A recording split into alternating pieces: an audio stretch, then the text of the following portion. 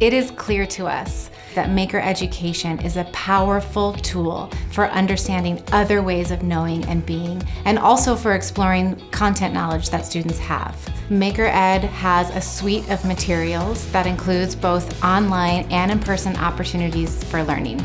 Our workshops are designed for educators to have the opportunity to sit in the learner's seat, to feel what it feels like to be asked to engage in making, to be asked to engage in hands-on activities, and to be asked to engage in collaboration with other learners at the table.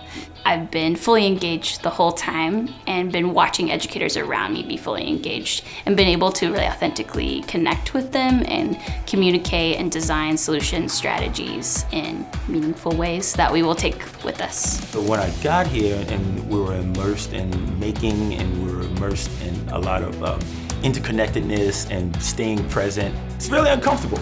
And it's really moving and intense and beautiful and awesome, consistently and constantly. We also support educators in applying what they learn in our workshops back to their practice once they get home.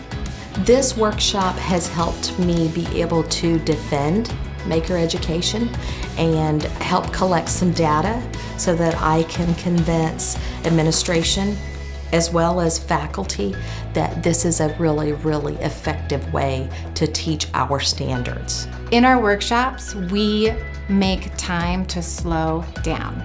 We want teachers to have space to reflect. We make sure that they have space to process what it is that they're learning, to think about what it is that they're planning. And we also encourage teachers to figure out ways that they can slow down with their learners. Students also need time for reflection and to process their own learning. So there's just a lot of reflective thinking, this is what I'm hearing, is this what you actually mean? Tell me more about that. I've been to other workshops and it's done in the same way that it's always been done, right? Sit down, someone teaches you from the front of the room, and coming to Maker Ed, this is completely turning that style on its head, which is what we're trying to do with a Makerspace.